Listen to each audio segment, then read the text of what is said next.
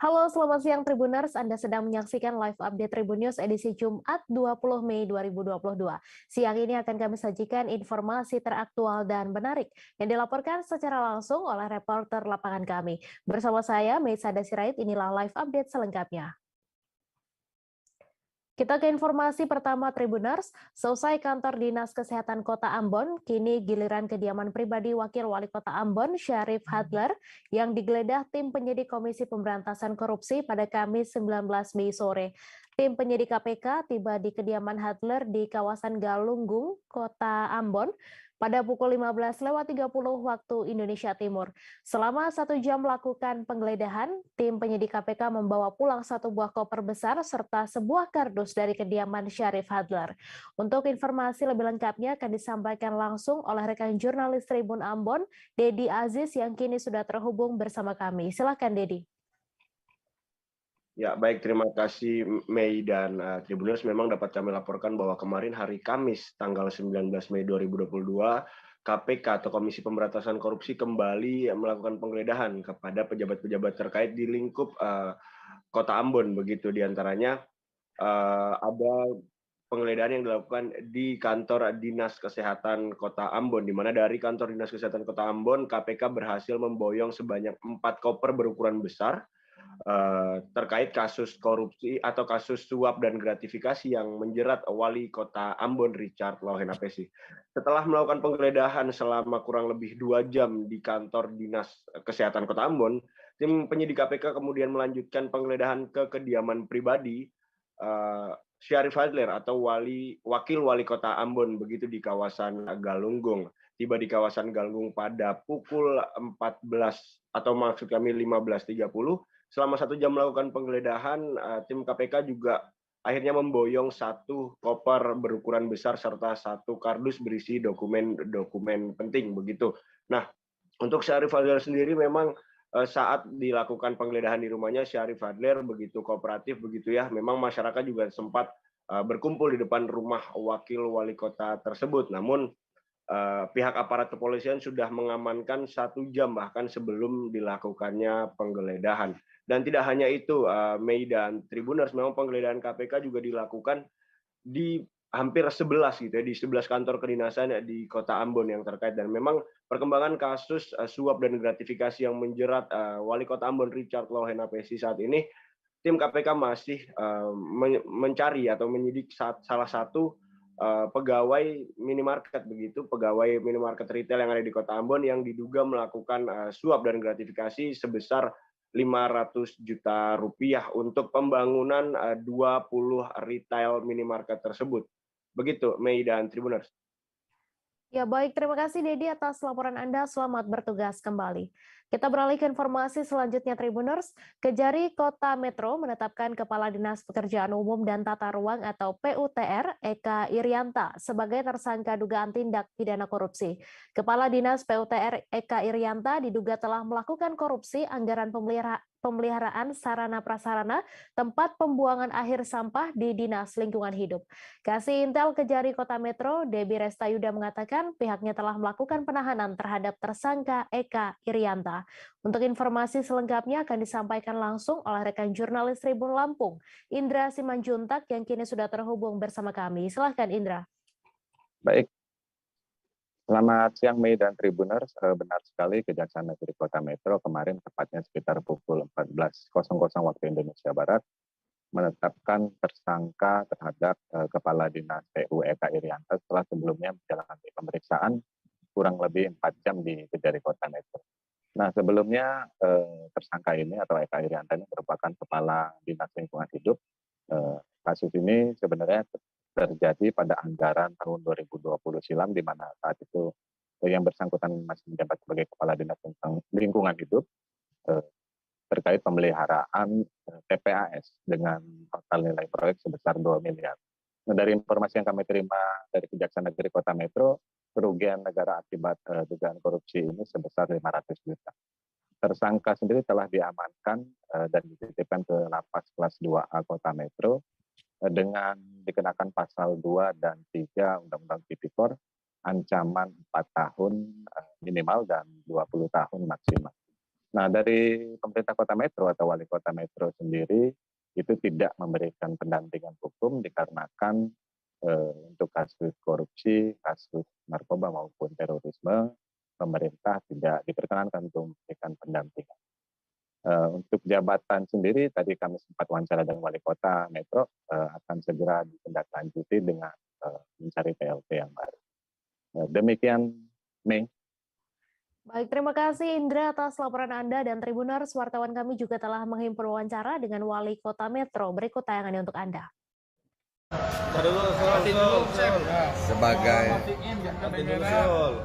Sebagai tersangka gimana kita menyikapi? Proses hukum sudah berjalan. Ya, pendampingan sejauh itu tidak berkenaan dengan 3, sudah tahu ya, narkoba, korupsi, Teroris. dan apa? Terorisme. Terorisme. Sudah. Sudah, saya sudah di sini tadi, sudah saya kumpulkan. Sudah itu aja. Status ASN dicopot ya, Pak? Proses hukum kita harus menghargai.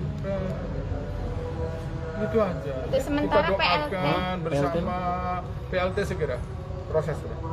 Apakah sekretaris atau siapa? Yo, nanti kan kita ada tim penilai kinerja. Kira-kira Gitu ya. butuh waktu berapa lama itu, Pak? Hari ini pun sudah dibahas. Ini udah Tapi kalau nanti hasil persidangan ditetapkan sebagai terpidana, dicopot, Pak. Kita masuk di P berapa sekarang? Inkrah Ya. P21. Ya. Artinya sebagai tersangka. Prosesnya dilihat nanti. Tapi kan kalau sudah ditentukan masalah hukum itu sudah tentu ya berkenaan dengan jabat, sudah tahu nanti dibuka. Ada pengajuan pensiun dini nggak sih, Pak? Silakan tanya di bagian hukum saja. Ya, udah cukup. Soal kebijakan melepas masker. Di umum, Pak, gimana sekarang, Pak? Kebijakan melepas masker sekarang udah lepas di ruang Ya, terbuka. terbuka. Kan saya nggak bilang. Tim penasehat hukum terdakwa mantan Gubernur Sumatera Selatan Alex Nurdin optimis kliennya akan bebas pada sidang tuntutan yang akan digelar pada Rabu 25 Mei mendatang. Sebagaimana diketahui, Alex Nurdin menjadi terdakwa dugaan korupsi penjualan gas pada Perusahaan Daerah Pertambangan dan Energi atau PDPDE. Untuk informasi lebih lengkapnya akan disampaikan langsung oleh rekan jurnalis Sriwijaya Post, Abdul Hafiz, yang kini sudah terhubung bersama kami. Silakan Hafiz.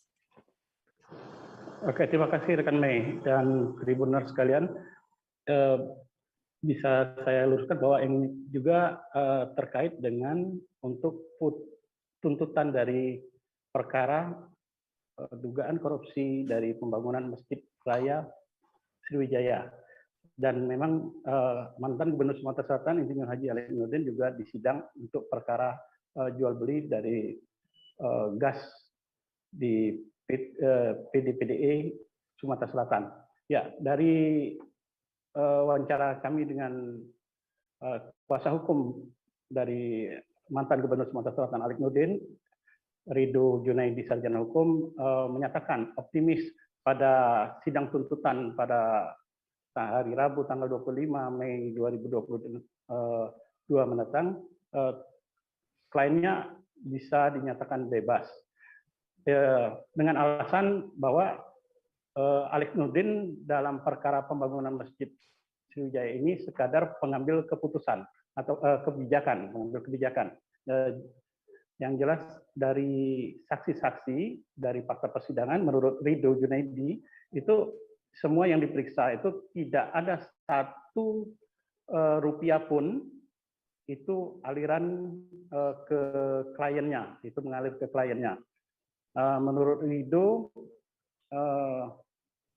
dari fakta maupun dokumen yang diperlihatkan di persidangan, kuasa hukum merasa yakin bahwa Alex Nurdin bakal divonis bebas. Meskipun ini nanti baru tuntutan dari sidang tuntutan pada hari Rabu tanggal 25 Mei mendatang. Dapat kami laporkan juga bahwa pihak kuasa hukum juga meminta kepada masyarakat juga agar bahwa menghormati proses persidangan karena ini masih azas praduga tidak bersalah. Yang kemudian kita juga konfirmasi kepada jaksa penuntut umum dari persidangan ini, yang kita hubungi adalah Azwar Hamid SHMH. Dalam konfirmasinya dia membenarkan jika telah nantinya pada hari Kamis nanti akan ada sidang tuntutan, dan pihaknya pun telah menyiapkan untuk sidang tuntutan dari pihak jaksa penuntut umum. Untuk dari pihak JPU sendiri mengatakan bahwa pihaknya tetap berkeyakinan untuk menyatakan yang bersangkutan tetap bertanggung jawab terhadap kasus ini, karena mereka terakhir pada sidang terakhir ini bahwa sidang pembuktian, sidang pemeriksaan perkara ataupun sidang saling bersaksi itu yang dilakukan kemarin itu, bahwa terdakwa alat-alat bukti tersebut, bahwa terdakwa tentunya orang-orang yang secara hukum harus bertanggung jawab. Demikian menurut dari jaksa Azwar Hamid. Dan menurutnya pihak JPU juga kemarin telah memeriksa kedua terdakwa terakhir, yakni Insinyur Haji Alex Nurdin dan terdakwa bendahara yayasan masjid ini sendiri, Mudai Madang, Haji Mudai Madang. Selanjutnya mereka berkeyakinan bersama alat bukti tersebut mereka harus bertanggung jawab terhadap yang mereka lakukan. Barangkali demikian rekan Mei dan Tribuners yang bisa kami laporkan. Baik, terima kasih Abdul Hafiz atas laporan Anda, dan Tribuners, wartawan kami juga telah menghimpun wawancara dengan tim penasehat hukum Alex Nurdin. Berikut tayangannya untuk Anda. 2 hari yang lewat itu kan sidangnya sampai jam 11:30 malam, Ya. nah, sehingga ditundalah hari ini. Tapi kebenaran hari ini memang majelis sidang yang perkaranya terdakwanya kliennya Pak Alex Nurdin itu sama dengan majelis yang sidangnya Pak Dodi ini. Nah, mau menunggu ini kan masih saksi ini sekarang pun masih belum selesai kan yang Pak Dodi ini kan sidangnya kan, karena pemajelisnya sama.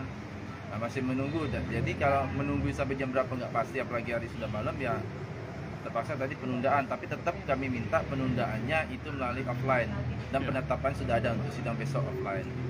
Kalau terkait mengenai perkara yang Pak Alex, kalau khusus mengenai masjid, Pak Alex itu kan sekedar pengambil kebijakan.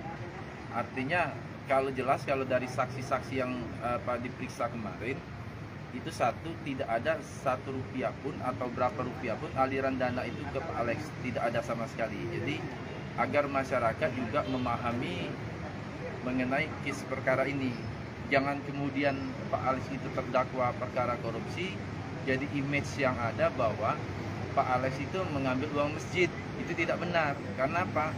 Fakta persidangan yang kita saksikan bersama, tidak ada satu saksi pun yang menerangkan bahwa Pak Alex itu ada menerima aliran dana. Itu tidak ada sama sekali.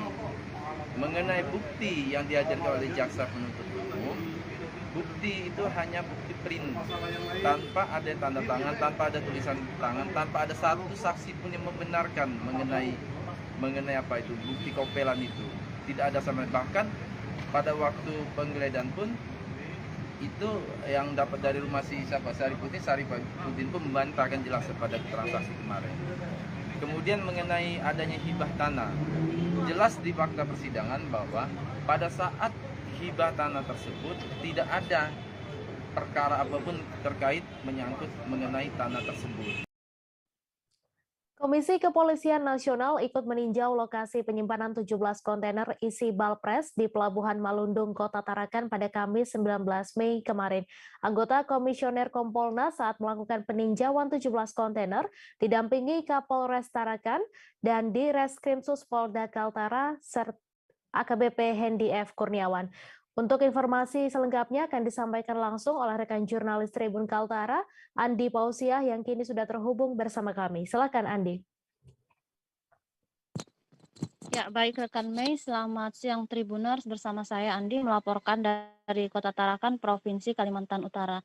Iya benar rekan Mei, tepatnya pada Kamis tanggal 19 Mei 2022 kemarin, Komisi Kepolisian Nasional atau Kompolnas meninjau lokasi penyimpanan 17 kontainer yang berisi sekitar 1.080 balpres atau pakaian bekas. Itu kunjungannya sendiri setelah berasal dari Kabupaten Bulungan.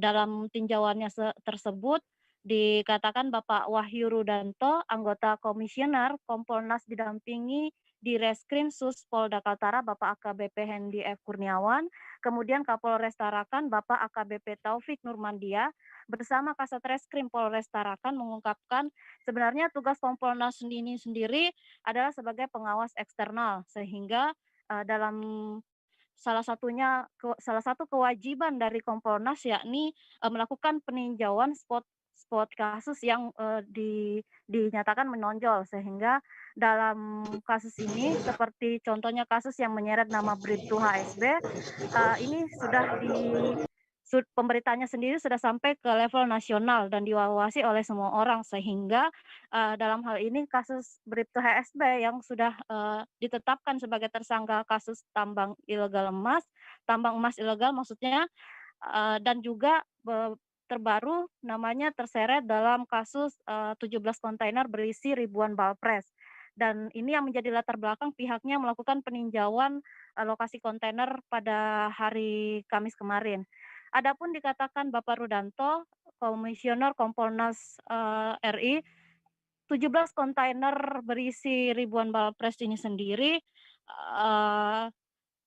memang akan nantinya terkait dalam proses penetapan tersangka, di mana Bapak Bribtu HSB saat ini kasusnya masih dalam proses penyidikan dan belum ditetapkan sebagai tersangka.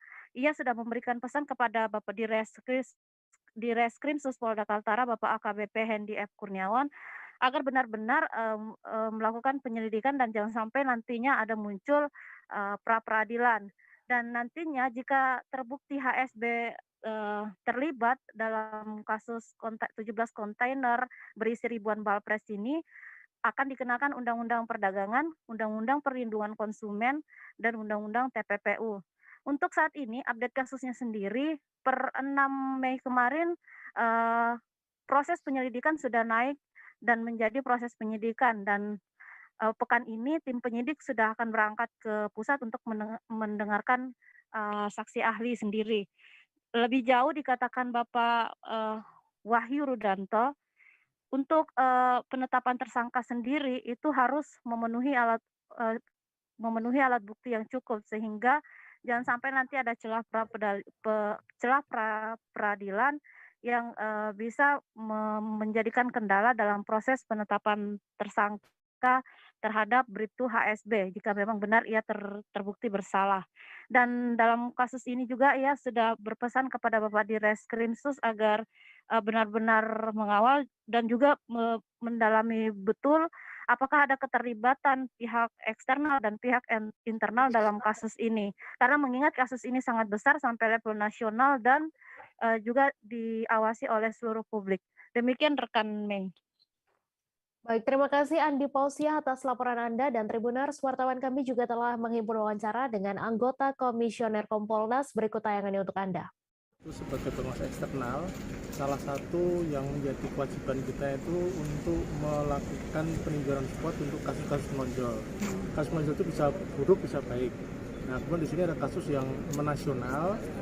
Pertama soal tambang ilegal, di mana tambang ilegal itu yang menjadi keprihatinan kita yang ditangkap justru anggota Polri. Ada oknum Polri terlibat gitu ya Pak ya? Kemudian kita ternyata ada kasus lagi, yaitu temuan 17 kontainer. Menurut data sementara ada keterlibatan HSB, tapi sampai sekarang masih didalami. Terkait balpres ya Pak ya? Ya, kita sudah cek bahwa ternyata sekarang prosesnya sudah naik ke penyidikan. Gelar perkara yang sudah dilakukan adalah gelar perkara dari penyelidikan ke penyidikan. Tadi informasi baru saja peroleh dari Direskrimsus, hari Jumat nanti tim penyidik akan ke Jakarta untuk mendengarkan keterangan ahli saksi ahli perdagangan, ada ahli pidana untuk memastikan penetapan pasal dan tersangka. Hanya yang informasi yang kami peroleh, dan ini kami mengawal betul tugas Kompolnas di situ, karena Kompolnas harus punya kewajiban sesuai dengan perintah undang-undang. Kami harus mengawal posisi Polri untuk profesional dan mandiri. Nanti akan dijerat dengan Undang-Undang Perdagangan, Undang-Undang Perlindungan Konsumen, dan Undang-Undang TPPU. Masa Aliansi Masyarakat Adat Kalumpang Raya kembali melanjutkan aksinya di kantor Pemprov Sulbar di Mamuju, Sulawesi Barat pada Kamis 19 Mei. Sebelumnya, masa aksi melakukan unjuk rasa pada Rabu 18 Mei. Dalam aksi tersebut, masa sampai bermalam di kantor Pemprov Sulbar menunggu pejabat Gubernur Akmal Malik menemui mereka. Untuk informasi lebih lengkapnya akan disampaikan langsung oleh rekan jurnalis Tribun Sulbar, Habludin Hambali, yang kini sudah terhubung bersama kami. Silahkan, Hablu. Ya, betul sekali rekan Mei dan Tribuners di manapun Anda berada. Dapat saya informasikan bahwa Aliansi Masyarakat Kalumpang Raya ini menuntut untuk seluruh jajaran Pemprov untuk tidak mengeluarkan izin untuk pembangunan PLTA di Kalumpang. Dan masa aksi ini sempat bermalam di kantor Pemprov Sulawesi Barat karena pada saat mereka aksi di hari Rabu 18 Mei 2022 lalu, penjabat Gubernur Akmal Malik yang merupakan juga Dirjen Otoda Kemendagri tidak menemui mereka, dan pada hari Kamis mereka juga kembali melakukan aksi unjuk rasa di kantor Pemprov Sulawesi Barat, dan Akmal Malik langsung menemui mereka di tribun Pemprov Sulawesi Barat di Jalan Abdul Malik, Patana Endeng. Dan pada saat diskusi berlangsung ataupun dialog berlangsung kepada masyarakat Kalumpang Raya ini dengan pejabat gubernur, beberapa poin ataupun tuntutan utama yang disampaikan oleh Aliansi Masyarakat Kalumpang Raya ini, di mana aktivitas pembangunan PLTA di Kalumpang Kecamatan Kalumpang dan Kabupaten Mamuju ini kembali beraktivitas. Padahal di tahun 2010 tahun yang lalu masyarakat Kalumpang, tokoh adat dan seluruh elemen di Kalumpang telah berhasil menolak pembangunan PLTA ini. Namun saat ini kembali dilakukan dengan perusahaan yang berbeda, sehingga mereka kembali menuntut agar tidak dilanjutkan pembangunan PLTA ini. Dan penjabat gubernur sendiri Akmal Malik belum memberikan respon kepada tuntutan masyarakat Kalumpang ini, mengingat dia baru saja datang dan mengisi kekosongan di Provinsi Sulawesi Barat ini. Rencananya setelah menemui masa aksi, penjabat gubernur ini akan melakukan evaluasi ataupun melakukan koordinasi dengan OPD-OPD-nya, dan pada hari Senin ke depan ataupun tanggal 23 Mei 2022 akan menjawab tuntutan masyarakat Kalumpang Raya ini. Dan Akmal berjanji akan memutuskan ataupun melakukan langkah-langkah agar tidak merugikan masyarakat yang berada di Kalumpang Kabupaten Mamuju ini. Dan Mas Aksi juga setelah menemui penjabat gubernur ini langsung membubarkan diri dengan tertib, dan berharap menjadi tuntutan oleh Pemprov Sulawesi Barat, sehingga tidak adanya keluar izin untuk pembangunan PLTA di kampung halamannya, yaitu di Kalumpang, karena mengingat di Kalumpang ini merupakan ada beberapa situs budaya yang terus dijaga dan merupakan turun-temurun yang terus dijaga oleh nenek moyang mereka. Dan dapat saya informasikan bahwa Akmal Malik juga menyampaikan berdialog dengan pada hari Senin masyarakat Kalumpang yang menolak pembangunan hari Senin mendatang. Demikian, Baik, terima kasih Hablu atas laporan Anda. Selamat bertugas kembali. Warga Desa Perdamaian, Kecamatan Tanjung Morawa, Kabupaten Deli Serdang menggeruduk kantor Bupati Deli Serdang pada Kamis 19 Mei. Mereka datang untuk menyampaikan tuntutan agar kepala desa mereka berinisial THS tidak dilantik kembali oleh Bupati menjadi kepala desa pada Jumat 20 Mei. Pasalnya, perbuatan THS yang telah selingkuh dan berzinah dengan istri anggota Badan Permusyawaratan Desa atau BPD dinilai telah melanggar norma asusila. Untuk informasi lebih lengkapnya akan disampaikan langsung oleh rekan jurnalis Tribun Medan, Indra, yang kini sudah terhubung bersama kami. Silakan Indra. Ya, dapat saya sampaikan. Jadi kemarin itu ada puluhan warga Desa Perdamaian, Kecamatan Tanjung Morawa, Kabupaten Deli Serdang melakukan aksi unjuk rasa ke kantor Bupati Deli Serdang. Jadi di mana mereka ini menuntut agar Bupati Deli Serdang tidak melakukan pelantikan terhadap THS oknum kepala desa mereka pada hari ini, hari Jumat, tanggal 20 Mei. Jadi mereka menuntut hal itu lantaran sebelumnya ada dugaan perzinahan dan perselingkuhan yang dilakukan oknum kepala desa tersebut kepada warganya. Jadi saat ini foto-foto perselingkuhan dan perzinahan oknum kades tersebut sudah tersebar, makanya mereka meminta dan menuntut agar Bupati tidak melakukan pelantikan terhadap kades tersebut. Jadi pada saat ini pihak Pemkab Deli Serdang itu tetap melakukan pelantikan meskipun ada tuntutan dari warga Desa Perdamaian. Hal ini lantaran sejauh ini tidak ditemukan dasar hukum yang kuat untuk tidak melakukan pelantikan terhadap oknum kades tersebut meskipun kades tersebut sudah dilaporkan ke pihak kepolisian oleh pelapor. Sejauh ini kasus di kepolisian sendiri itu sudah ditangani oleh Polresta Deli. Sudah ada 2 orang yang diperiksa sebagai saksi termasuk dari anak dari pelapor dan juga tetangga pelapor. Pihak dari Reskrim sendiri ini kalian datang ngapain nih Kak? Mau demo lah Bang. Demo kenapa rupanya demo? Ya kami nggak mau kepala desa. Gitu. Masa mencontohkan sama masyarakatnya seperti itu? Permintaan kalian sama Bupati apa? Ya permintaan kami ya semoga dikabulkan ya Bang ya. Jangan dilantik Iya gitu? jangan dilantik kepala desa. Sehari-hari seperti apa rupanya kepala desa kalian? Ya kan? Ya kami nggak dibuat lagi ya. Belum tahu pasti Bang. Soalnya aku nggak hari-hari dekat sama kepala desa jadi nggak tahu. Tapi pemberitaan itu udah tahu ya? Udah. Kepala desa sekarang di mana Kak? Nggak tahu Bang di mana. 2 warga Kelurahan Mojosongo, Kecamatan Jebres, Kota Solo meninggal dunia akibat kebocoran gas LPG 3 kg pada Kamis 19 Mei kemarin. Lurah Mojosongo, Winarto mengatakan 2 korban tersebut merupakan ibu dan anak. Mereka menjadi korban kebocoran gas pada Kamis 12 Mei. Kedua korban terkena dampak dari ledakan yang terjadi dan sempat dilarikan ke rumah sakit. Untuk informasi selengkapnya akan disampaikan langsung oleh rekan jurnalis Tribun Solo, Agil Tri Setiawan yang kini sudah terhubung bersama kami. Silakan Agil.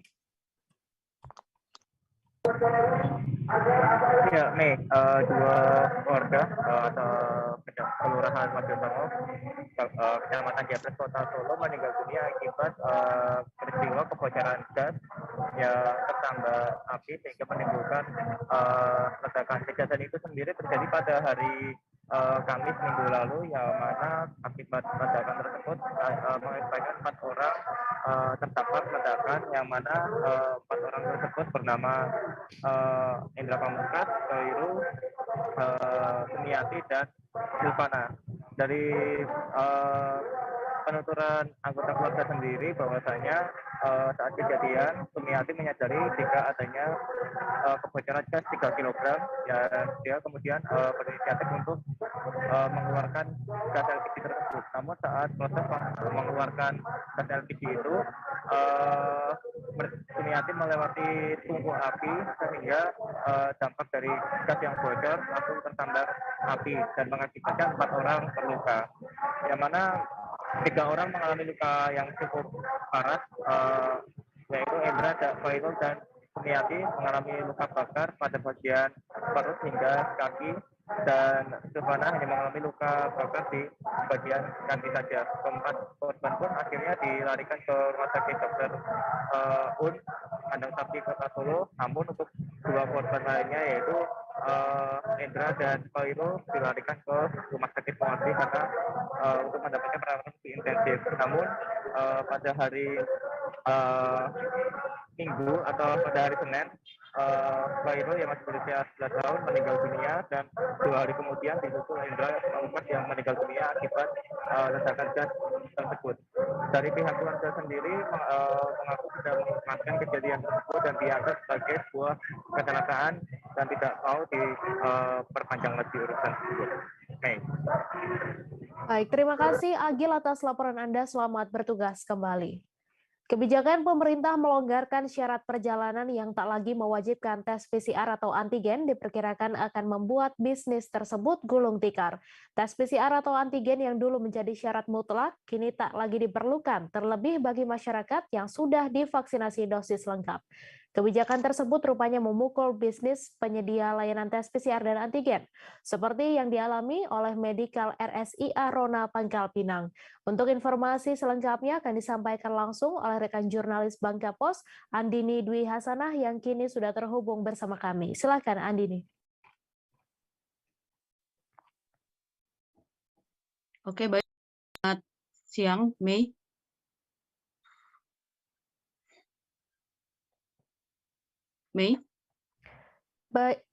Baik, Andini, silakan dengan laporan Anda. Baik, terima kasih, Mei. Jadi bisnis rapid antigen memang di Bangka Belitung ini terancam gulung tikar karena sebelumnya yang kita ketahui bisnis rapid antigen atau PCR ini memang sangat dibutuhkan oleh masyarakat untuk syarat perjalanan penerbangan. Nah, sekarang untuk bisnis rapid antigen ini di Bangka Belitung sendiri, khususnya Kota Pangkal Pinang, itu hanya sehari bisa memeriksa sampel 20 sampai dengan 30 sampel saja. Yang mana sebelumnya mereka bisa sehari memeriksa itu sampai dengan 150 sampai dengan 200 sampel rapid antigen yang diperiksa. Nah, untuk itu bahkan pihak bisnis rapid antigen dan PCR ini juga sudah menurunkan harga. Yang awalnya harga sempat melambung sampai dengan 150 ya. Sekarang setiap rapid itu hanya dibanderol 85 sampai 80.000 rupiah aja.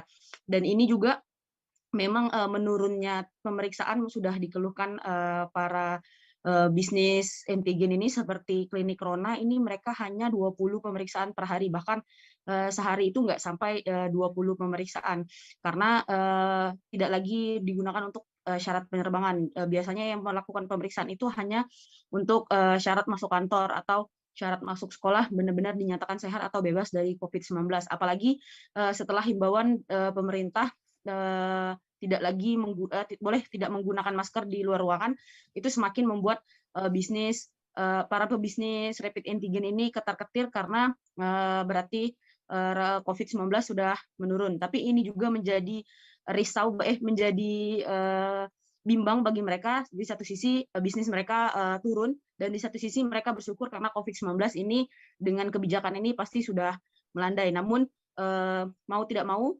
lambat atau cepat mereka akan cepat tergerus karena COVID-19 sudah melandai. Demikian, Mei. Ya baik, terima kasih Andini atas laporan Anda. Selamat bertugas kembali. Rekonstruksi kasus pembunuhan terhadap pegawai Dishub Najamuddin Sewang yang dilakukan Kasat Pol PP bernama Iqbal Asnan digelar. Rekonstruksi kasus pembunuhan yang dipicu cinta segitiga ini digelar di 6 titik lokasi. Untuk informasi lebih lengkapnya akan disampaikan langsung oleh rekan jurnalis Tribun Timur, Muslimin Emba, yang kini sudah terhubung bersama kami. Silahkan Emba. Ya, baik Mei dan Tribuners. Dapat menjelaskan rekonstruksi pembunuhan berencana terhadap pegawai Dishub Najamuddin Sewang yang terjadi pada 3 April 2022 ini itu digelar Kamis kemarin hingga hari ini. Rekonstruksi berlangsung pertama di lokasi pertama, yaitu di rumah perempuan berinisial R yang diduga memiliki kedekatan dengan Iqbal Asnan dan juga Najamuddin, yang kemudian memicu kecemburuan dari Iqbal, lalu menyewa ataupun membayar oknum polisi untuk menembak ataupun membunuh Najamuddin Sewang. Di rumah itu terungkap pertama kali Iqbal mendapati Najamuddin dan si perempuan R itu berduaan di ruang tamu, dan disitulah awal mula kecemburuan dari Iqbal. Terus lanjut ke lokasi kedua di rumah Iqbal, rumah Najamuddin, yaitu di Jalan Sultan Alauddin. Itu diperagakan rekonstruksi terkait rumah Najamuddin yang sebelumnya disantet begitu oleh dua bawahan dari Iqbal, di mana dua bawahan ini memperagakan aksi lempar telur ke rumah Najamuddin di lokasi rekonstruksi rumah korban Najamuddin. Kemudian lanjut di lokasi dari rumah Najamuddin ke rumah Iqbal yang berlokasi di Jalan Beringin. Di lokasi tersebut akses awak media sempat terbatas oleh pagar dan belum diketahui pasti peragaan apa ataupun adegan apa yang dilakukan di pekarangan bagian belakang rumah panggung dari rumah Iqbal. Hanya saja setelah pantauan di lokasi itu, polisi terlihat membawa sepucuk pistol di box perangkat rekonstruksi. Pistol itu jenis Glock, berbeda dengan pistol yang sebelumnya dihadirkan polisi dalam press release pengungkapan kasus ini, yaitu jenis revolver. Selain itu di Jalan Beringin ini juga tidak lupa Iqbal terlihat menyapa tetangga sambil melambaikan tangan. Dari rumah Iqbal di Jalan Beringin lanjut ke rumah Iqbal yang di Jalan Kumala. Di Jalan Kumala ini diperagakan transaksi uang sebesar 20 juta. Uang ini diserah terimakan begitu dari Iqbal ke bawahannya yang bernama M. Asri yang juga tersangka. Kemudian dari M. Asri diserahkan ke dua oknum polisi ataupun oknum Brimob, Sulaiman dan Hairul Aklam. Dan dari situ rekonstruksi berlanjut ke Balai Kota. Di Balai Kota ini pertemuan Iqbal dengan eksekutor Sulaiman begitu. Terus terakhir siang tadi, tepatnya di lokasi pembunuhan di TKP di Jalan Danau Tanjung Bunga, itu berlangsung juga rekonstruksi bagaimana saat eksekutor menembak Najamuddin yang saat itu pulang kerja mengendarai motor. Diperagakan sang eksekutor membuntuti dari belakang terus menembak dari saat motornya berjajar begitu. Mei. Baik, terima kasih Emba atas laporan Anda. Selamat bertugas kembali. Kita beralih ke informasi selanjutnya, Tribuners. Seorang nelayan desa Inor bernama Baharudin Yusuf diduga tenggelam saat memancing gurita di Desa Sital, Kecamatan Tepah Barat, Kabupaten Simeulue pada Kamis 19 Mei. Diketahui korban saat itu mencari gurita bersama orang tuanya. Pada saat berenang, korban terseret arus dan seketika itu orang tuanya berupaya untuk menolong, namun korban sudah tak terlihat karena terbawa arus. Untuk informasi selengkapnya akan disampaikan langsung oleh rekan jurnalis Rambi News, Sari Mulyasno yang kini sudah terhubung bersama kami. Silakan Sari. Ya, terima kasih. Selamat siang Tribuners. Dari Kabupaten Simeulue Aceh dapat kami laporkan terkait dengan kejadian kecelakaan hilangnya seorang nelayan pencari gurita asal Desa Inor, Kecamatan Tepah Barat, di mana kejadian TKP-nya ini di Desa Sital, masih kecamatan yang sama. Saat kejadian, ayah dan anak ini sedang mencari gurita di seputaran pantai Desa Sital. Saat kejadian, arus di kawasan itu sedang kuat. Yang sebelum kejadian tersebut, anaknya mencoba minta tolong kepada ayahnya yang berjarak kurang lebih sekitar 10 meter. Namun karena kuatnya arus, menyebabkan Sarifudin Yusuf berumur 20 tahun tidak dapat tertolong. Saat itu juga seketika ayahnya langsung naik ke darat untuk memberitahukan kepada warga sekitar untuk membantu melakukan pencarian. Hari ini oleh tim gabungan terdiri dari Basarnas Posar Kabupaten Simeulue, Pol Airut, Lanal, Muspika, nelayan dan juga dibantu dengan masyarakat masih terpantau untuk melakukan pencarian terhadap korban dengan cara menggunakan perahu dan juga menyisir bibir pantai di kawasan pantai Desa Sital. Mei.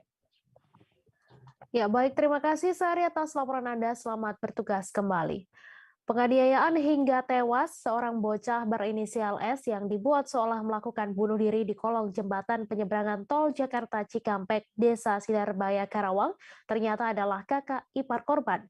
Kapolres Karawang, AKBP Aldi Subartono mengatakan pihaknya telah menetapkan 1 orang tersangka dalam kasus pembunuhan S. Aldi mengatakan pelaku yang ditetapkan menjadi tersangka adalah kerabat dekat yang diketahui sebagai kakak ipar korban. Untuk informasi selengkapnya akan disampaikan langsung oleh rekan jurnalis Tribun Jabar, Cik Wan Suwandi yang kini sudah terhubung bersama kami. Silakan Cik Wan. Ya, Mei. Jadi kasus ini berawal pada Senin tanggal 9 Mei tahun 2022. Saat itu sekitar pukul 7 malam tepatnya ditemukan sesosok mayat di kolong jembatan tol Jakarta Cikampek KM 50 yang merupakan penyeberangan antara warga dengan kawasan industri di Desa Sirnabaya, Kecamatan Teluk Jambe Timur, Kabupaten Karawang.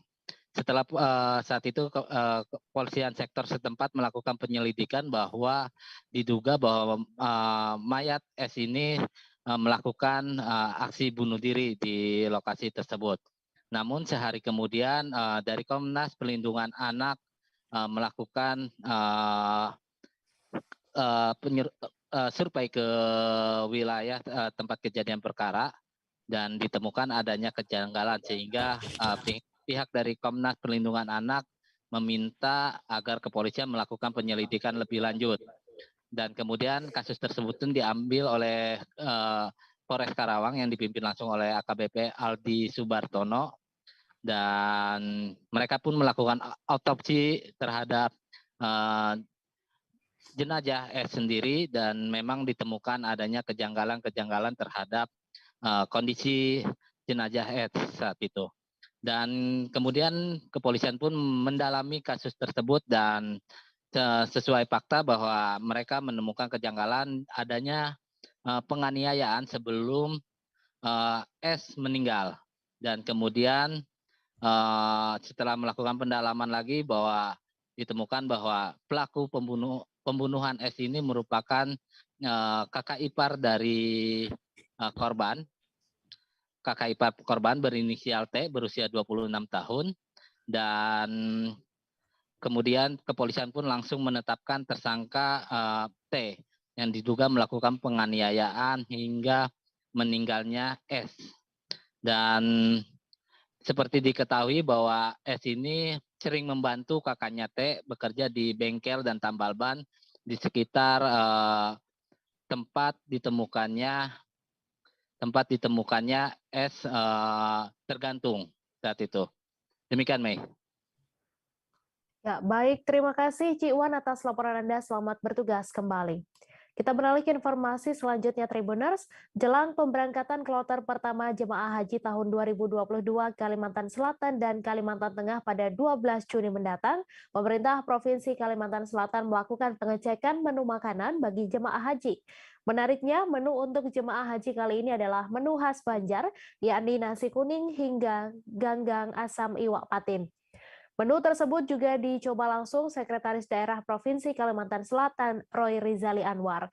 Untuk informasi selengkapnya akan disampaikan langsung oleh rekan jurnalis Banjarmasin Post, Milna Sari, yang kini sudah terhubung bersama kami. Silakan Milna. Iya, rekan Mei, Tribuners, hari ini tadi menu untuk jamaah haji dari Kalimantan Selatan dan Kalimantan Tengah dicoba langsung oleh Sekretaris Daerah Provinsi Kalimantan Selatan Roy Rizali Anwar dan juga Kakanwil Kemenak Kalimantan Selatan Muhammad Tamrin di embarkasi haji Kalimantan Selatan di Banjarmasin di Banjarbaru. Dan menu yang nantinya akan disajikan kepada calon jemaah haji di tahun 2022 ini merupakan menu khas Banjar, di mana berdasarkan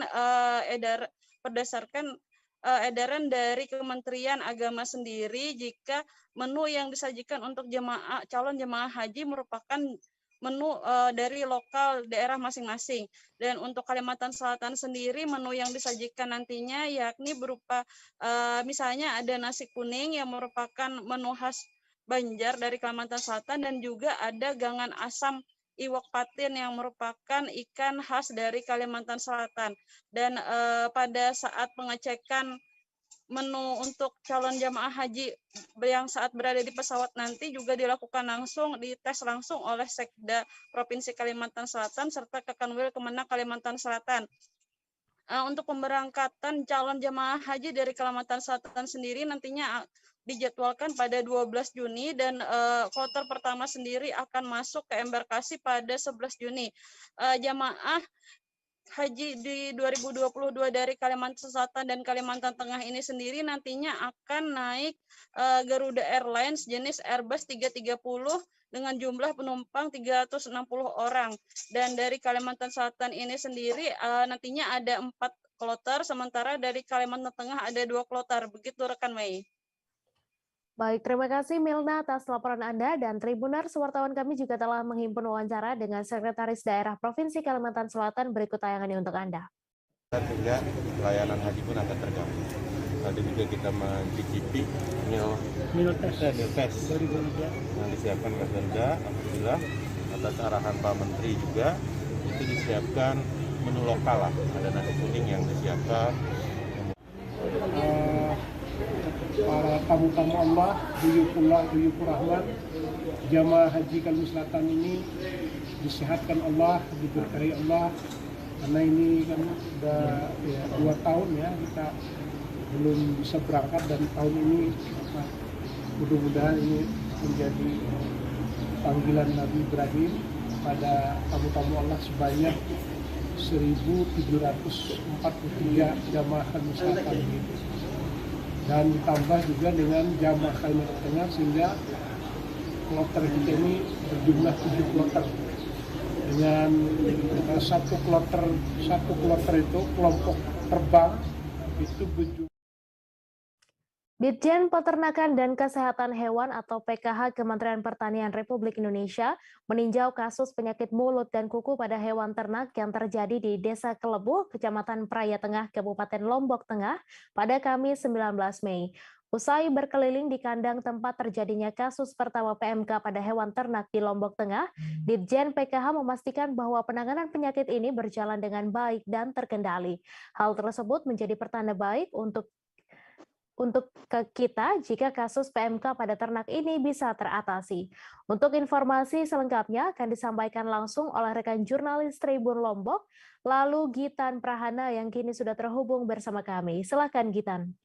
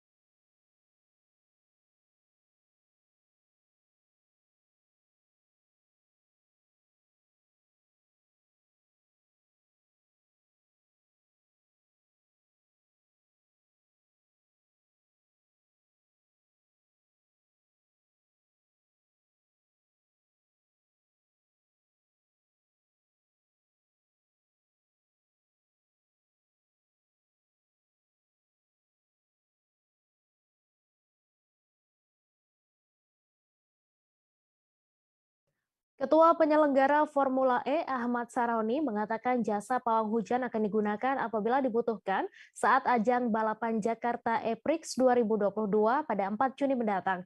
Saroni juga menyinggung kemungkinan menggunakan jasa pawang hujan Rara Isti Wulandari yang dikenal saat beraksi di MotoGP pada Maret lalu. Saroni mengatakan panitia Formula E akan mencari jasa pawang hujan yang paling cocok untuk wilayah Jakarta Utara, khususnya di Ancol yang menjadi lokasi sirkuit.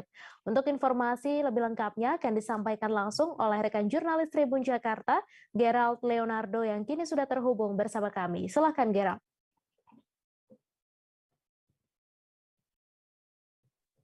Ya, selamat siang Mei dan juga Tribuners. Dapat saya laporkan bahwa memang pada hari Kamis 19 Mei 2022 kemarin, panitia Formula E melakukan konferensi pers terkait dengan perkembangan terkini progres daripada persiapan serta juga pembangunan daripada sirkuit Formula E yang nantinya pagelaran atau perhelatan ajang balap mobil listrik yang merupakan seri Jakarta E-Prix ini akan digelar pada 4 Juni 2022 atau sekitar 2 pekan dari hari ini. Di mana memang dapat saya sampaikan Mei dan juga pada kemarin Ahmad Saroni yang merupakan ketua penyelenggara Formula E ini menyampaikan berbagai macam hal terkait dengan progres daripada persiapan Formula E, di mana salah satu yang disampaikan ialah terkait dengan sponsor yang nantinya akan mensupport atau mendukung acara daripada Formula E ini.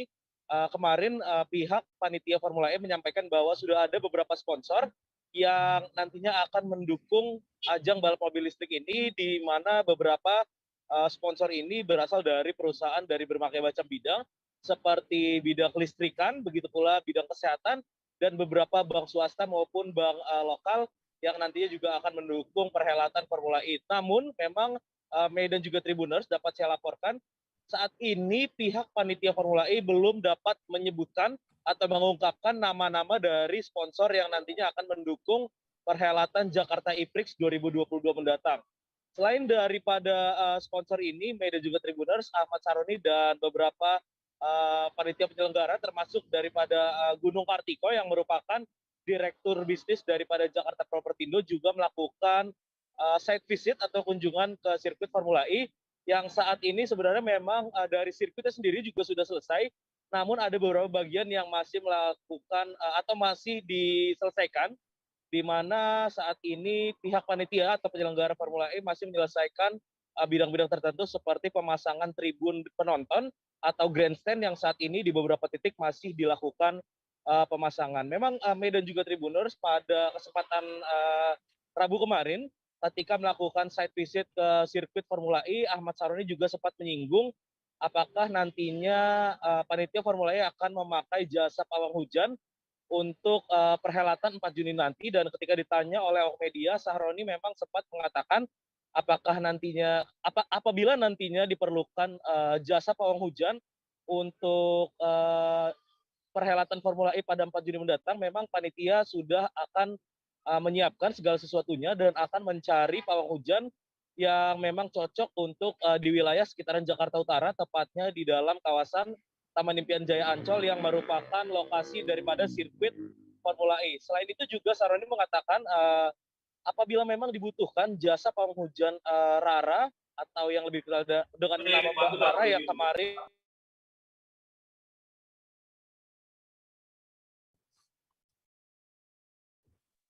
ya dapat saya sampaikan, memang apabila panitia membutuhkan atau memang jasa Mbak Rara yang pada saat MotoGP Mandalika pada Maret lalu juga sempat populer, nantinya panitia Formula E bukan tidak mungkin akan memanggil Mbak Rara untuk melakukan aksinya sebagai pawang hujan di sirkuit Formula E untuk mengantisipasi terjadinya hujan di perhelatan Jakarta E-Prix pada 4 Juni 2022 mendatang. Kembali ke Anda, Mei.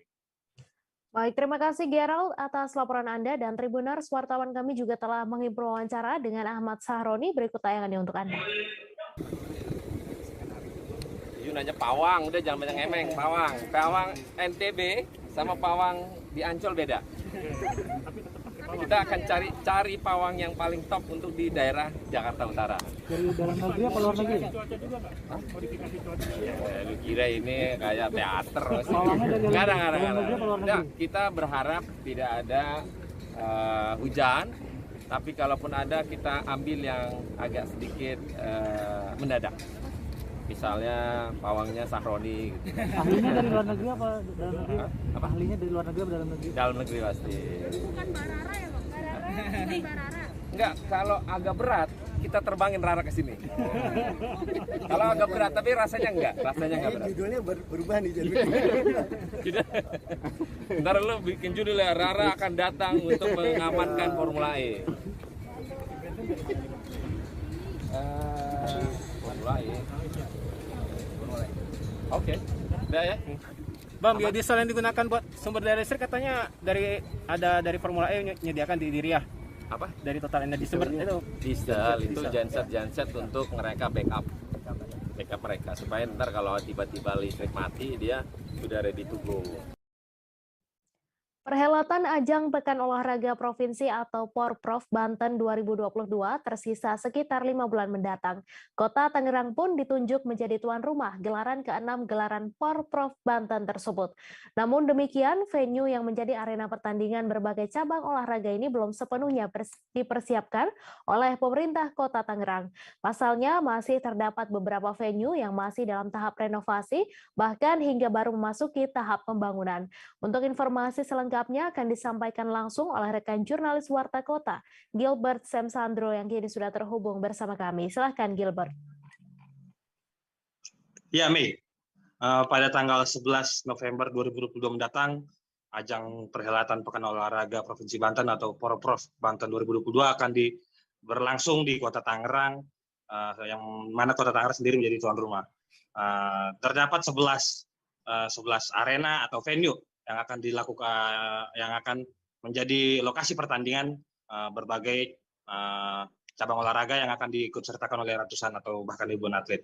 Dan Kota Tangerang sendiri menjadi tuan rumah perhelatan ajang Porprov Banten 2022 masih belum secara penuh melakukan persiapan, padahal gelaran Porprov sendiri tersisa sekitar hitungan 5 bulan mendatang. Salah satunya adalah gelanggang olahraga atau GOR Green Lake City yang berada di kawasan Cipondoh, Kota Tangerang, yang mana terbilang masih baru dibangun. Dari pantauan ya, Mei, pembangunan GOR Green Lake City tersebut baru terlihat pemasangan tiang penyangga struktur bangunan. Puluhan pekerja bangunan terlihat masih mengerjakan penyempurnaan pemasangan tiang penyangga struktur bangunan untuk melakukan pemasangan besi. Selain itu, sebuah ekskavator juga terlihat berada di area GOR Green Lake City ini, mengangkut batu yang menjadi fondasi bangunan. Sekitar 5 hingga 6 bulan negara Porprov Banten, pembangunan venue tersebut belum terlihat atau belum berbentuk gedung, yang mana area pembangunan di area tengah dari GOR ini sendiri masih terdapat tanah yang tertutupi rumput setinggi 1 hingga 2 meter. Sekeliling bangunan GOR sendiri masih ditutupi oleh seng atau asbes berukuran sedang. Akses menuju GOR Green Lake City ini sendiri atau venue dari olahraga ini sendiri masih terlihat kotor akan tumpahan tanah merah yang berceceran.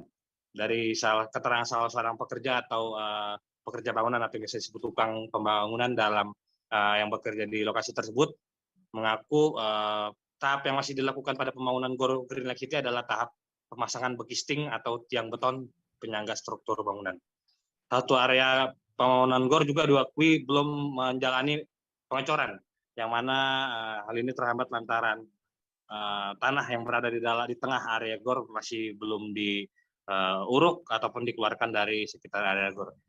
Menurutnya rencana pembangunan GOR tersebut dilakukan hingga Desember 2022 mendatang. Padahal gelaran GOR sendiri masih sudah dilakukan pada bulan 11 atau bulan November. Menanggapi hal ini, Dinas Pemuda dan Olahraga Kota Tangerang mengaku telah berkoordinasi dengan Dinas Pemukiman dan Perumahan dan Pemukiman Kota Tangerang untuk mempercepat proses pengerjaan dari pembangunan GOR Green Lake City sendiri. Pasalnya berbagai cabur atau cabang olahraga seperti voli dan juga futsal putri akan dimainkan atau berlangsung di GOR Green Lake City Kota Tangerang sendiri. Demikian yang laporan sampaikan Gilbert Semsandro dari GOR Green Lake City Cipondoh Kota Tangerang. Terima kasih Gilbert atas laporan Anda. Selamat bertugas kembali. Kita beralih ke informasi selanjutnya Tribuners. Warga Kecamatan Tanjung Pandan, Kabupaten Belitung memiliki tanaman pisang unik yang tumbuh di pekarangan rumahnya. Keunikan pisang milik pria bernama Muhammad itu memiliki 2 jantung yang tumbuh di ujung tandannya. Selain itu, pada pohon pisang lainnya juga terbelah menjadi 2. Untuk informasi lebih lengkapnya akan disampaikan langsung oleh rekan jurnalis Pos Belitung, Dede Suhender yang kini sudah terhubung bersama kami. Silakan Dede. Ya, baik ini bisa kami sampaikan warga Tanjung Pandan, Kabupaten Belitung yang bernama Muhammad berusia 84 tahun memiliki tanaman pisang yang terbilang unik.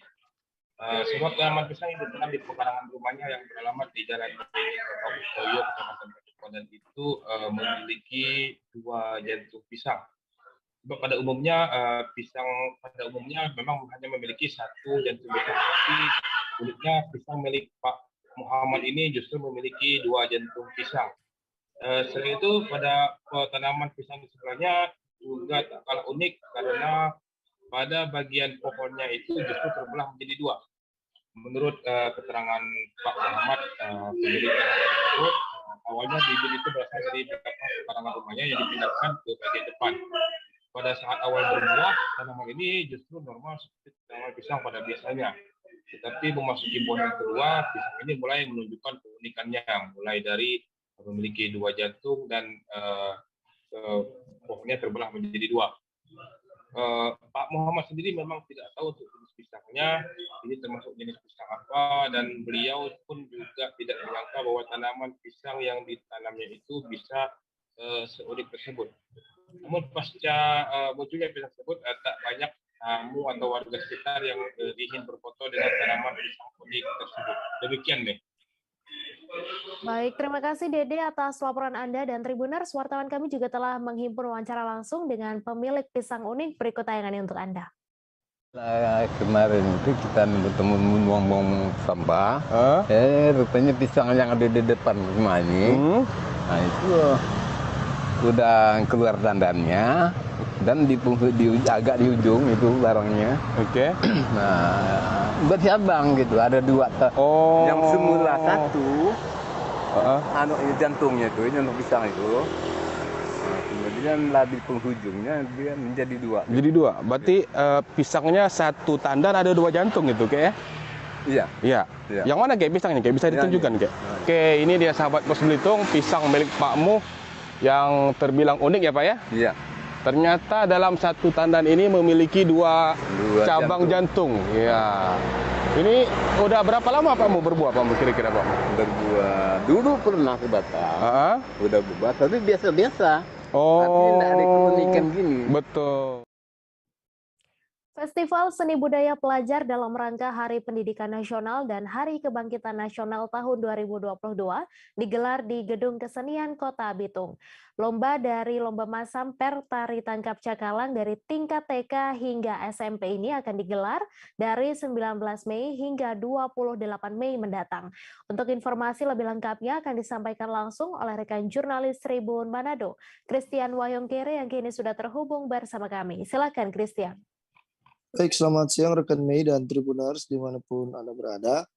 Dapat kami laporkan terkait dengan Festival Gabayar yang berlangsung di Kota Bitung, Sulawesi Utara. Pada hari Kamis kemarin sudah dibuka dengan perlombaan Masamper tingkat sekolah dasar dan sekolah menengah pertama dan lomba tari tangkap cakalang tingkat sekolah dasar dan SMP se-Kota Bitung, Sulawesi Utara, di mana perhelatan ini digagas oleh Dinas Pendidikan dan Kebudayaan Kota Bitung dalam rangka memperingati Hari Pendidikan Nasional dan Hari Kebangkitan Nasional hari ini, dan pelaksananya akan berlangsung sampai dengan tanggal 28. Ada beberapa jenis kegiatan kesenian yang akan diperlombakan, dan hari ini atau pada tadi sudah berlangsung lomba busana adat untuk tingkat TK atau PAUD yang berlangsung di Gedung Kesenian Kota Bitung, Sulawesi Utara.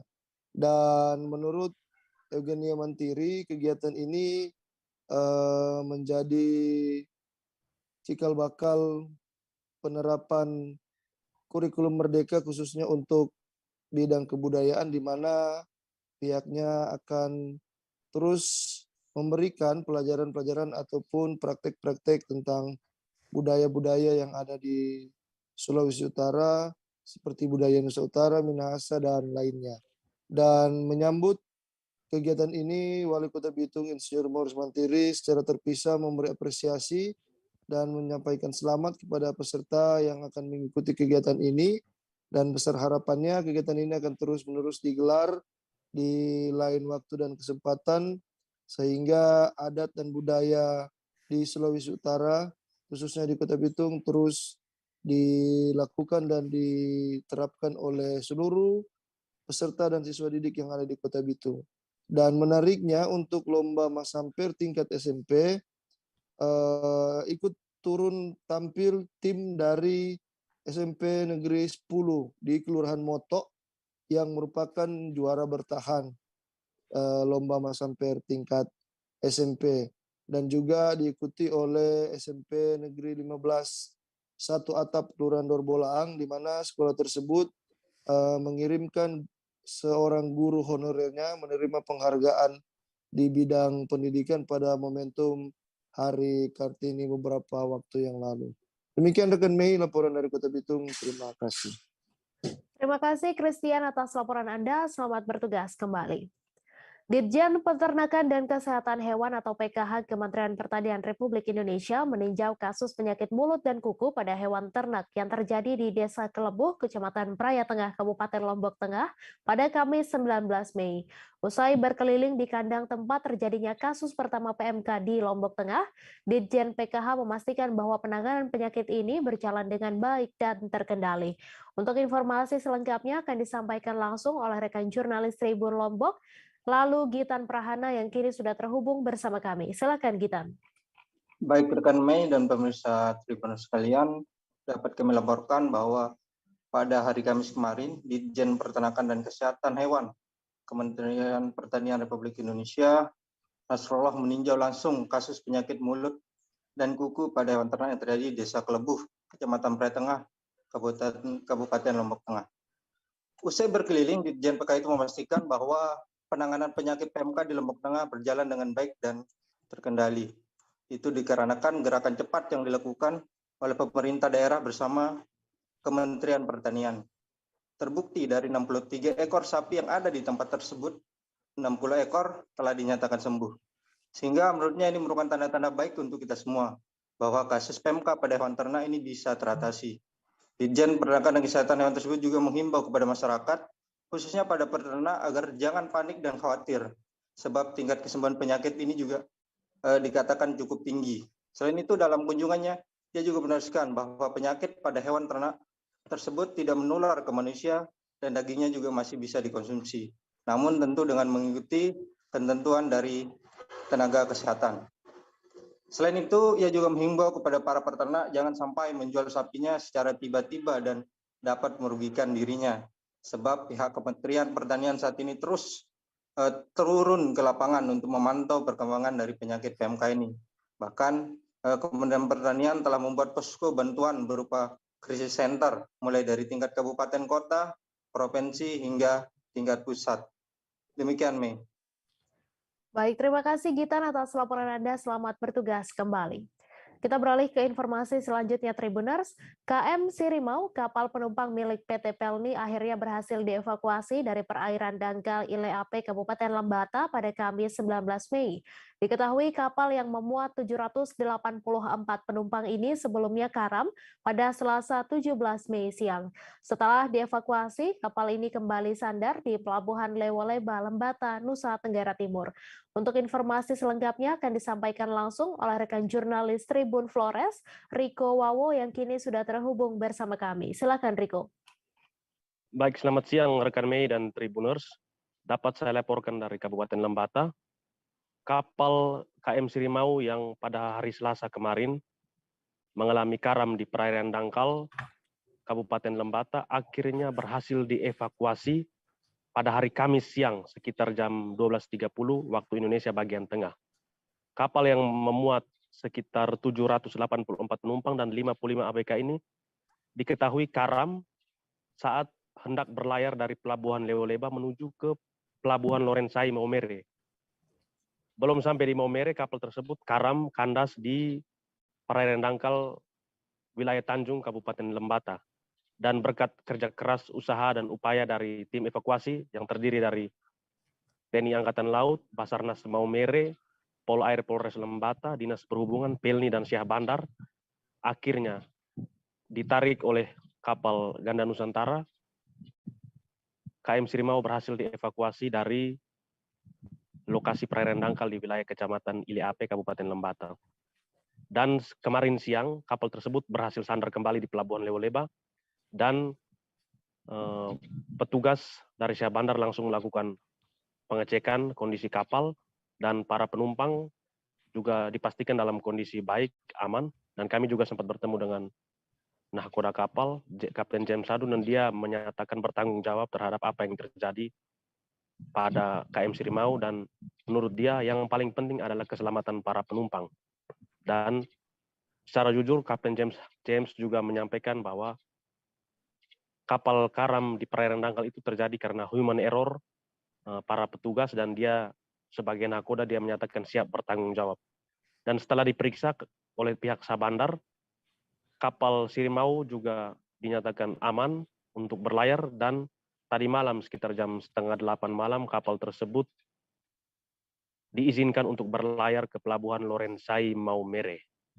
Demikian, Mei. Baik, terima kasih Riko atas laporan Anda, dan Tribuners wartawan kami juga telah menghimpun wawancara dengan nahkoda KM Sirimau. Berikut tayangannya untuk Anda. Dari Dishub semua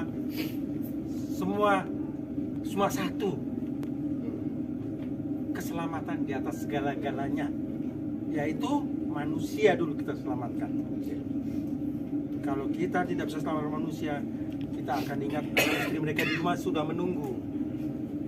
Begitu bapak-bapak yang bertugas sebagai wartawan, pasti pulang toh lihat orang tua, istri anak toh, mertua toh, nggak mungkin video.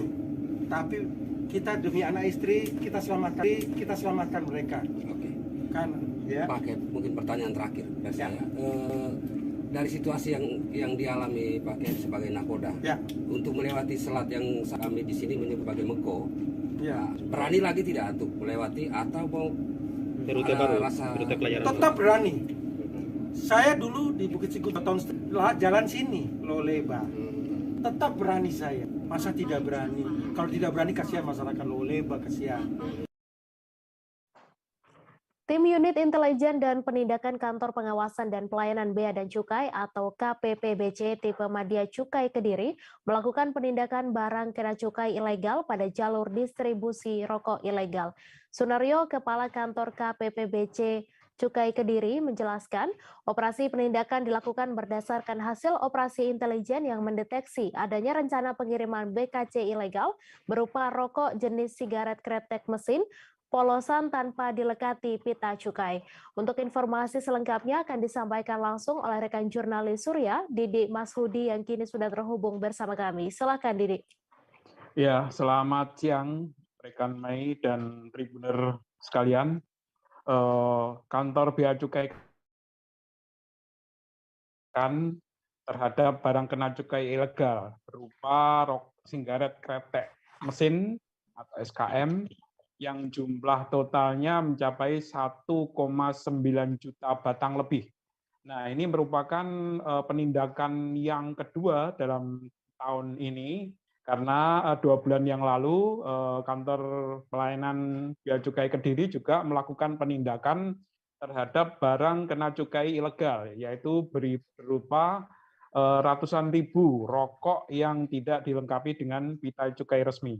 Nah, ini merupakan prestasi yang kedua kalinya, dan barang ilegal ini diamankan petugas Bea Cukai Kediri di exit tol KM 686 dan barang-barang ini dibawa dari salah satu wilayah di Jawa Timur, dan rencananya akan dikirim ke salah satu wilayah di salah satu kabupaten di Jawa Tengah. Nah, Ternyata di dalam perjalanannya petugas intelijen mendeteksi pergeseran dari jutaan batang rokok ilegal ini yang diangkut dengan sebuah truk Nopol AE, diangkut sebuah truk Nopol AE dari ini bergerak ke jalan tol, dan kemudian petugas berhasil mendeteksinya di jalan tol, kemudian melakukan penegakan atau penegahan atau menghentikan, kemudian melakukan penggeledahan di KM 686 exit tol Jombang. Dan dari hasil penggeledahan ternyata benar ditemukan sebanyak 120 karton besar yang berisi, masing-masing karton itu berisi rokok-rokok ilegal ini yang dikemas dalam slop-slop besar dan rencananya akan dikirim ke Jawa Tengah. Nah, kita setelah diperiksa petugas, ternyata di kemasan rokok ilegal ini tidak dilengkapi dengan pita cukai resmi, sehingga petugas langsung melakukan penyitaan.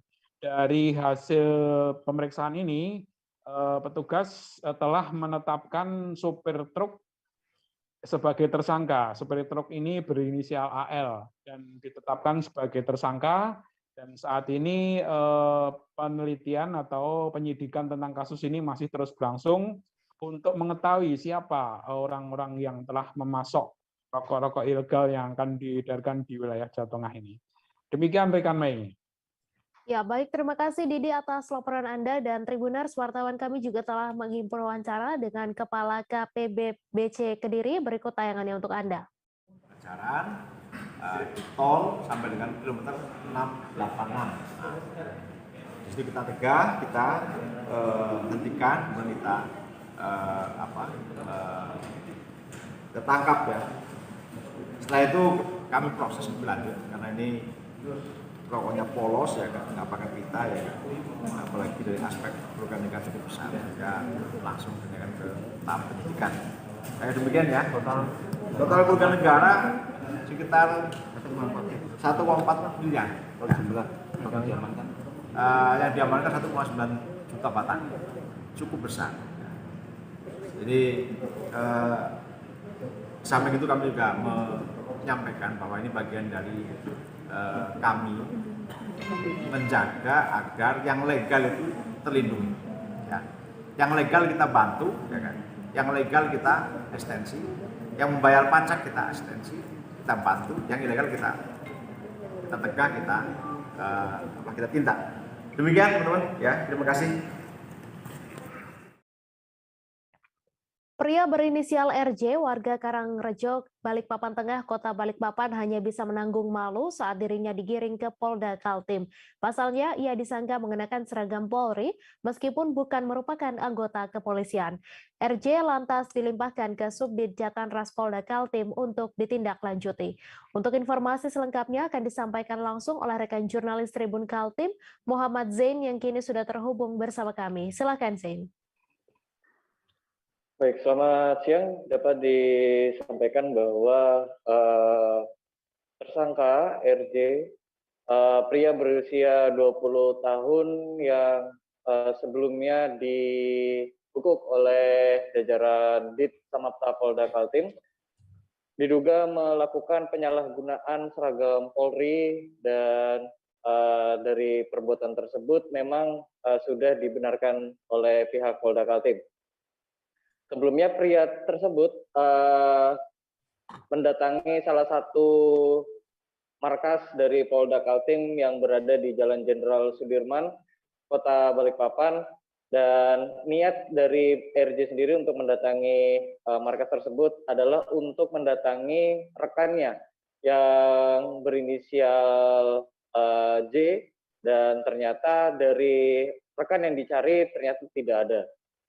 Namun di situ RJ tidak lantas pergi, namun sempat berinteraksi dengan beberapa anggota kepolisian yang lain yang memang bertugas dan berdinas di Dit Sabara Polda Kaltim, dan bahkan sempat meminjam korek untuk menyalakan sebatang rokok. Di tengah-tengah interaksi tersebut, kemudian dari RJ melepas jaketnya dan memperlihatkan bahwa dia tengah mengenakan seragam Polri dengan pangkat Inspektur 2 dengan nama alias Ray yang tertulis di bagian dadanya.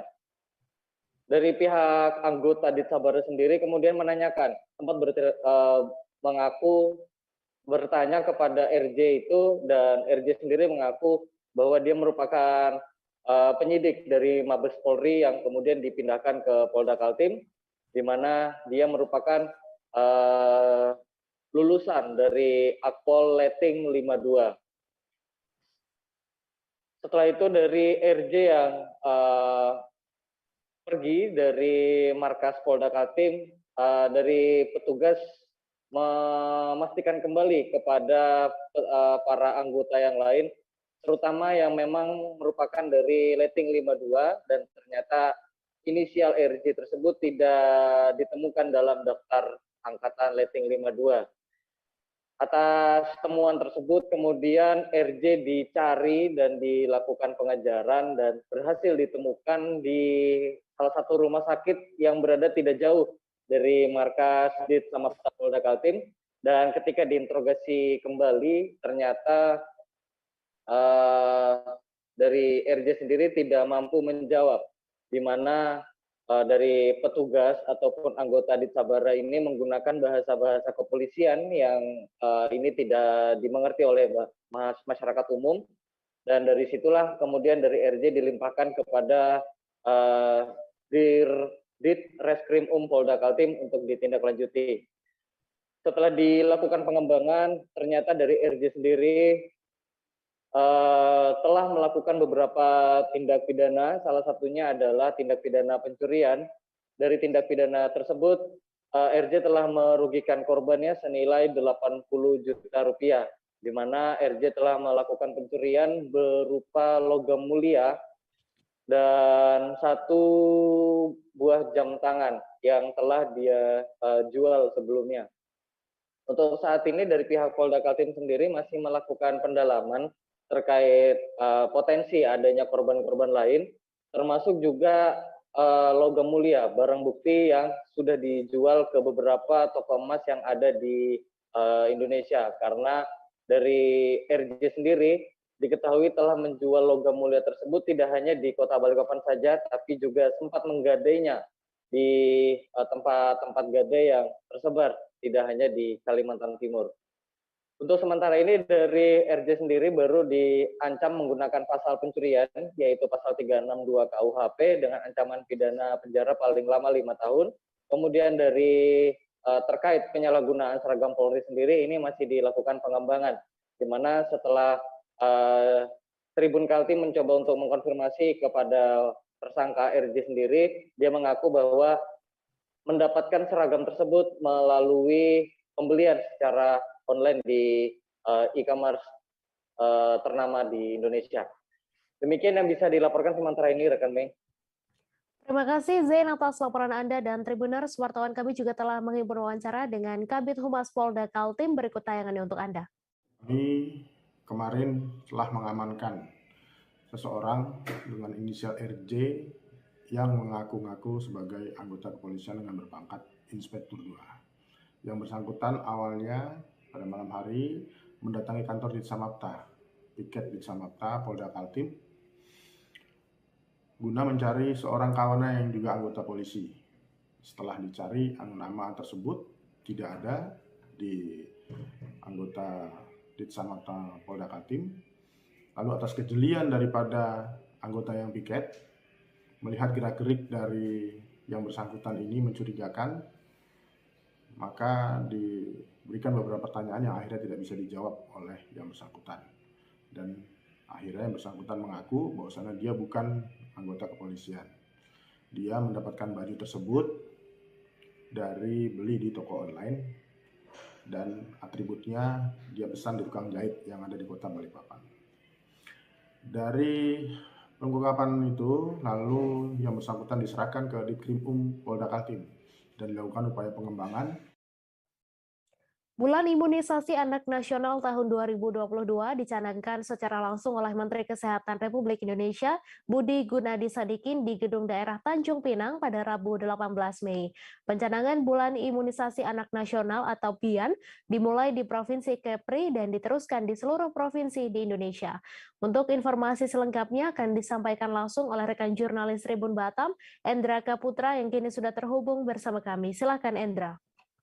Baik, Mei dan sahabat Tribun, dapat dilaporkan memang kegiatan BIAN tahun 2022 khususnya untuk di luar Pulau Jawa dan Bali dipusatkan di Kota Tanjung Pinang atau ibu kota provinsi Kepulauan Riau. Dalam itu Menteri Kesehatan Republik Indonesia sedikit hadir langsung dan meresmikan secara langsung kegiatan BIAN tahun 2022. Dalam kesempatan itu juga terlihat Menteri Kesehatan melakukan video conference kepada beberapa provinsi untuk melihat juga bagaimana situasi kegiatan BIAN yang dilaksanakan di luar Pulau Jawa dan Bali. Dan untuk tahap kedua, BIAN atau Bulan Imunisasi Anak Nasional ini akan dilaksanakan pada Agustus mendatang dan di provinsi untuk di Pulau Jawa dan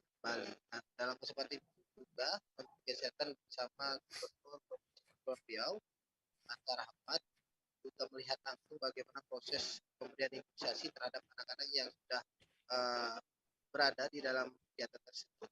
Dalam kesempatan itu juga Gubernur Provinsi Kepulauan Riau menyampaikan capaian untuk kegiatan BIAN di dalam 1 bulan atau bulan Mei ini sebanyak 24.000 anak lebih yang tersebar di kabupaten kota yang ada di Provinsi Kepulauan Riau. Tidak hanya di lokasi utama kegiatan BIAN yang diadakan di kota Provinsi Kepulauan Riau, Menteri Kesehatan bersama Gubernur Kepri juga menyempatkan untuk meninjau langsung beberapa posyandu yang ada di kota Tanjung Pinang dan juga secara langsung bagaimana proses pemberian imunisasi terhadap anak. Dan dalam kesempatan itu juga Menteri juga sempat menyampaikan kepada masyarakat terhadap saat ini Indonesia menuju kondisi endemi dan diharapkan kepada masyarakat untuk tetap mengenakan masker bila memang tidak melihat lawan bicaranya saat berkomunikasi mengalami batuk-batuk atau merasa kurang enak badan. Dan dalam kesempatan itu Menteri juga menyampaikan memang dalam pernyataan pers yang disampaikan oleh Presiden Indonesia untuk di luar kegiatan yang sifatnya outdoor itu memang boleh melepaskan masker, tapi untuk di dalam ruangan dengan kapasitas orang yang hanya sedikit itu dianjurkan untuk menggunakan masker. Itu Mei dan sahabat Tribun. Terima kasih Endra atas laporan Anda. Selamat bertugas kembali. Informasi tadi sekaligus menutup perjumpaan kita dalam live update hari ini. Jangan lupa saksikan informasi teraktual lainnya hanya di kanal YouTube Tribun Network. Saya Misa Dasirait beserta kru yang bertugas pamit. Terima kasih dan sampai jumpa.